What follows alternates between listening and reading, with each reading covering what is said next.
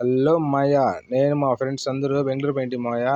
బండారుగట్ట వైపు వస్తే చాలా కార్లు చాలా మంది ఉంటాయి. ఏంది స్వామి ఇంతమంది ఉండాలని చూసి ఎయిర్ప్లేన్ ఉంది మామయ్య.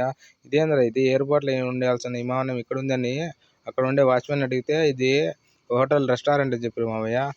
భలే ఉందిరా విమానం, పెద్దగా ఉందిరా అని చూసి మాయ ఒక ఇంజిన్ లాక్ వచ్చేసాం అనుకుంటే మాయ వేసుకొని పోయేదానికి మా ఆశలు ఎడతాడని మళ్ళీ వేరే ఆయన బండిలో పోతాంటే వానికి అడిగితే మామయ్య ఇదేంటి అంటే రెస్టారెంట్ చెప్పి మావయ్య.